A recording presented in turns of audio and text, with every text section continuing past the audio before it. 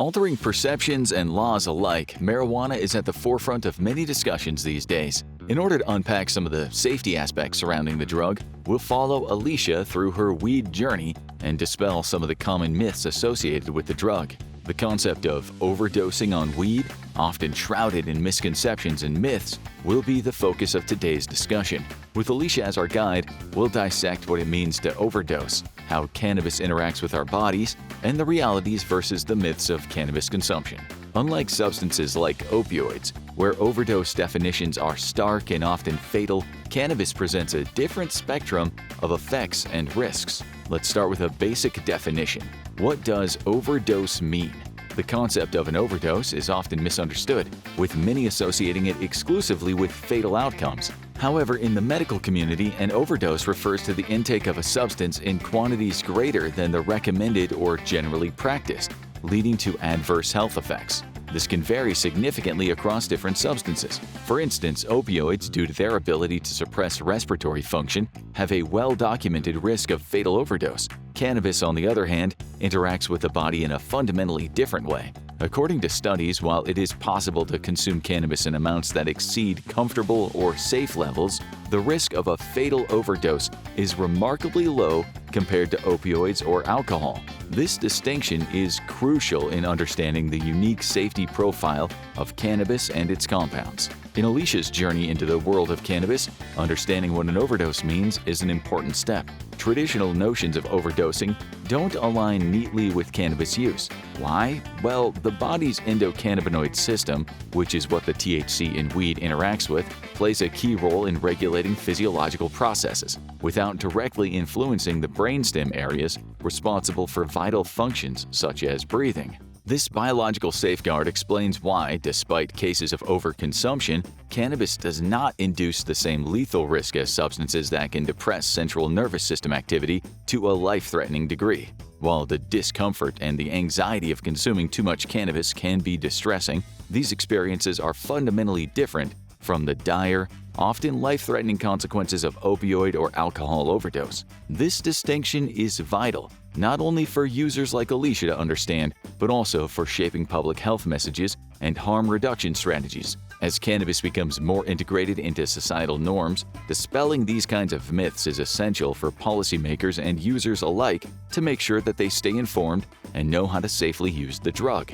Alicia's first foray into the world of cannabis was a journey filled with anticipation and curiosity. Surrounded by friends in a comfortable setting, she lit up a joint and embarked on this new experience. She expected a wave of relaxation, maybe a touch of euphoria, common expectations fueled by pop culture. However, the reality of her first encounter with THC, the main psychoactive component in cannabis, was both enlightening and a tad underwhelming.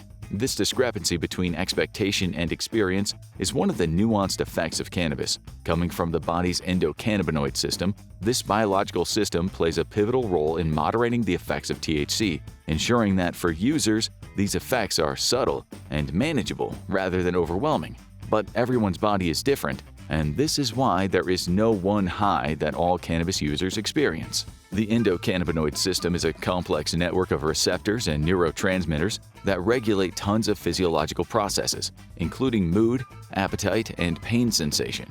THC's interaction with this system is what leads to the high associated with cannabis use. Unlike substances that may produce immediate and overwhelming effects, THC's engagement with the endocannabinoid system is more akin to a gentle nudge rather than a forceful push. This results in a range of experiences that can vary greatly from person to person. Start low and go slow is a recommended approach for those new to cannabis. This approach prioritizes low doses and patience to understand one's personal tolerance and the delayed onset of effects, which is especially relevant for methods of consumption like edibles. After her initial brush with weed, Alicia's curiosity led to her exploring some of the nuances of cannabis's components, particularly THC, tetrahydrocannabinol, and CBD, cannabidiol. THC is the primary psychoactive ingredient that provides the euphoric and intoxicating effects associated with marijuana use. In contrast, CBD is non-psychoactive and has been touted for its potential therapeutic benefits,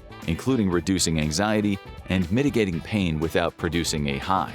This is why CBD can be found in products like coffees and teas, baked goods, personal care and wellness products, and more. As Alicia experimented with different strains, she quickly realized that the ratio of THC to CBD could significantly influence her overall experience. This realization was a turning point for her. Strains with a higher THC to CBD ratio tended to produce more pronounced psychoactive effects, which, while enjoyable to some, could lead to discomfort and anxiety in others, especially novices like Alicia. Conversely, strains with a higher CBD content offered a more subdued experience, potentially alleviating stress and anxiety without the intense euphoria or potential paranoia associated with high THC strains. All this talk about THC and CBD ratios leads us to a broader conversation about cannabis customization and its therapeutic potential. The cannabis industry has seen a surge in products tailored to specific effects, leveraging varying ratios of THC and CBD to cater to consumer preferences for relaxation, creativity, pain relief, or minimal psychoactivity. One evening, Alicia's journey with cannabis took a memorable turn. After years of hearing about them, she finally decided to experiment with edibles. Unlike smoking or vaping, where the effects manifest almost immediately, there is a notorious delay with edibles, leading many to underestimate their potency. Alicia, unfamiliar with this delayed effect, consumed more than the recommended serving size, expecting instant gratification. This common mistake among edible newcomers set the stage for a night of intense, and we mean intense, discomfort.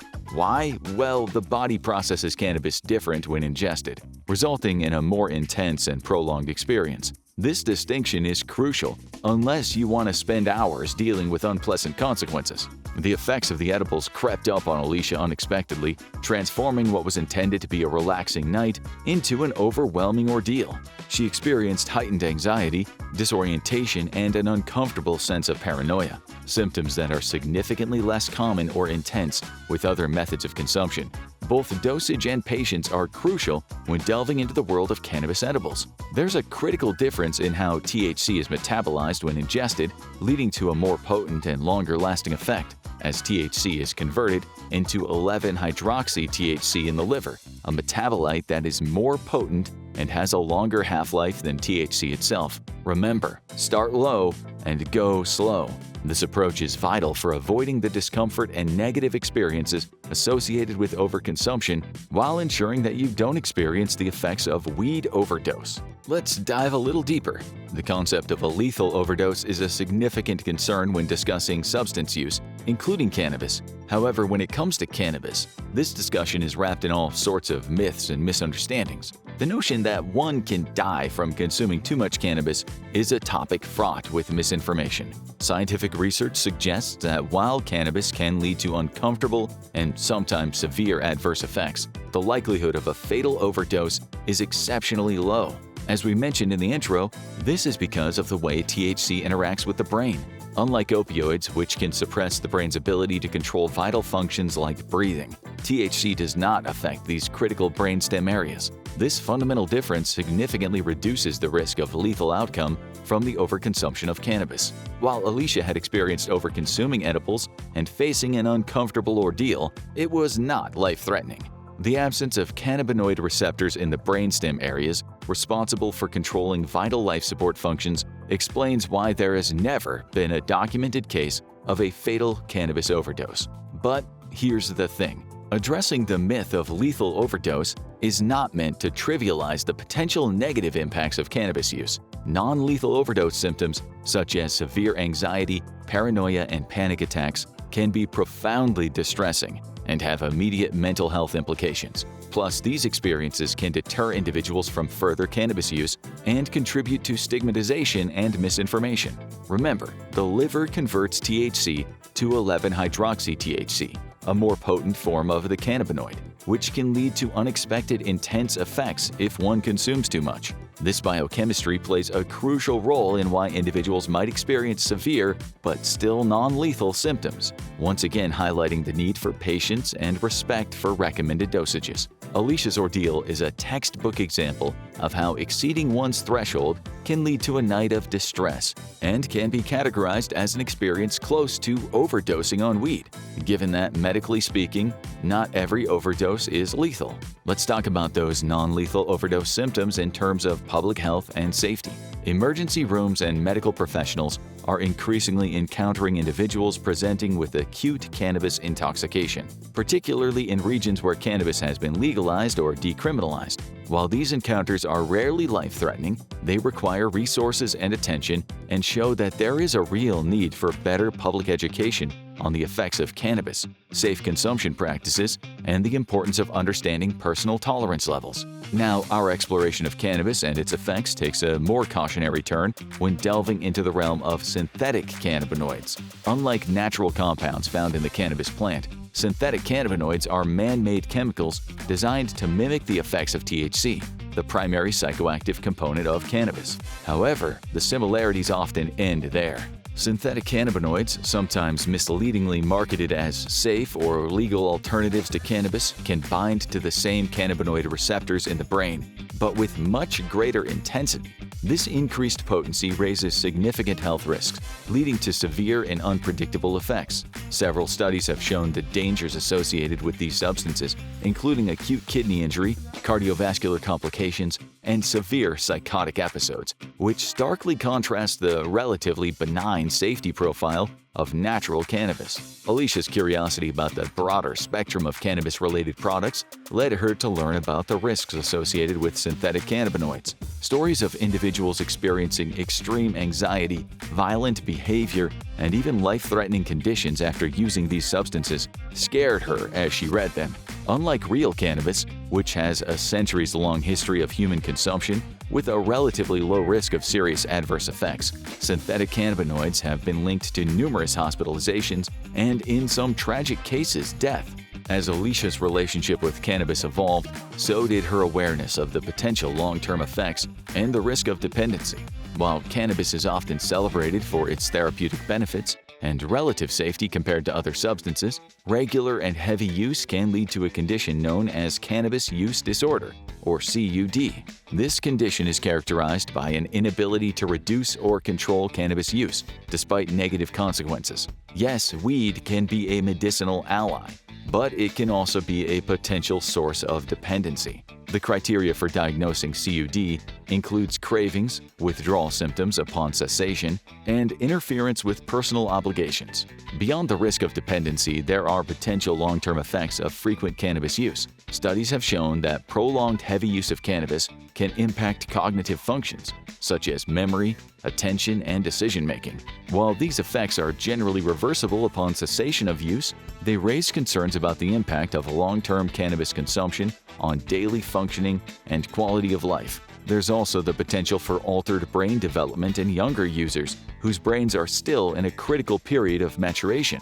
So how about the social and psychological aspects of long-term cannabis use? While cannabis can enhance social interactions and provide relief from stress and anxiety in the short term, dependency can lead to social withdrawal, reduced motivation, and diminished interest in activities once found enjoyable. This paradoxical effect, where the substance initially used for its positive effects becomes a hindrance to well-being, is a critical consideration for anyone navigating their relationship with cannabis. Now let's turn to Alicia's story as we discuss some of the shifting societal and legal paradigms. The recent wave of legalization and decriminalization efforts across various jurisdictions has significantly altered the public's perception of cannabis. These legal changes are often reflective of a growing acknowledgement of cannabis's therapeutic potential. They've contributed to normalizing cannabis use in society. For Alicia, living in an area where cannabis has been legalized meant navigating a new world where purchasing cannabis came with the same ease and regulation as buying alcohol.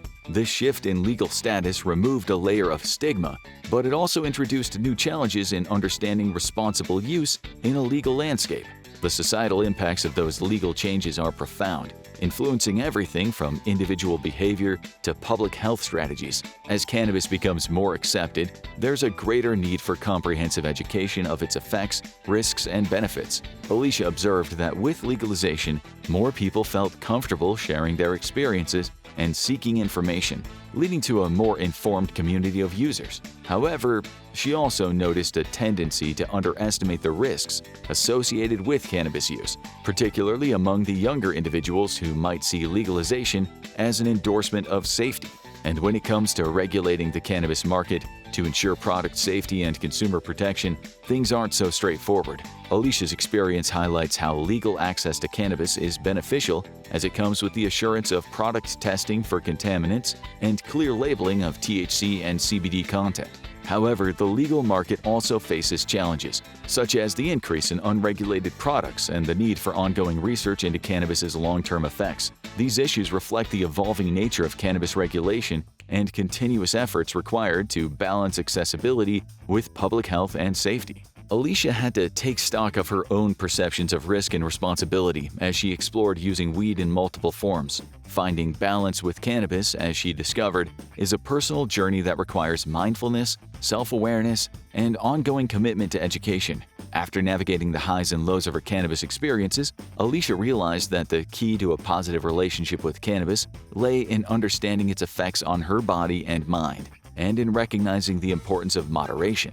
This balance is not a one-size-fits-all formula, but a personalized approach that considers individual tolerance, lifestyle, and the reasons behind cannabis use. For Alicia, this meant setting clear boundaries for her consumption, such as limiting it to the weekends or as a reward after meeting personal and professional goals. This way, she could limit her dependence on it and ensure that weed always enhanced rather than detracted from her quality of life. Alicia also learned the importance of listening to her body and being attuned to the subtle signals it provides in response to cannabis. Recognizing the signs of overconsumption early on, like her increased anxiety or a feeling of unease, became crucial in adjusting her use to maintain balance. Pursuing a balanced and safe cannabis journey, Alicia gathered several practical tips that served as guideposts for responsible consumption. First and foremost was the adage, "Start low and go slow," especially important for newcomers to cannabis or those experimenting with new products. Remember, this is all about beginning with low doses, particularly with potent methods of consumption like edibles, which have a delayed onset of effects. Understanding personal tolerance levels is another important key. Just as individuals vary in their responses to caffeine or alcohol, reactions to cannabis differ from one person to another. Alicia learned to pay close attention to how different strains and consumption methods affected her, using this knowledge to make informed choices about her use. This personalized approach to cannabis consumption is vital, as it respects the body's unique reactions to THC and CBD, allowing for a more tailored and enjoyable experience. Another big tip: avoid synthetic cannabinoids or unregulated products. Stick to natural, regulated cannabis products. Legal markets offer the advantage of tested and labeled products, providing transparency about strain, potency, and the presence of any additives. If you want to avoid any of the nasty side effects of consuming weed, stick to the natural stuff. Most importantly, though, keep educating yourself. Staying informed about the latest cannabis research and legal changes is essential for safe use. The cannabis landscape is continually evolving, with new studies shedding light on its effects, benefits, and risks. If you follow these tips, you'll end up having a positive relationship with weed. And most importantly, you'll avoid any of the nasty side effects of a non-lethal weed overdose. Now, for a deeper dive into the effects of weed, check out what happens to your body when smoking weed, or watch this video instead.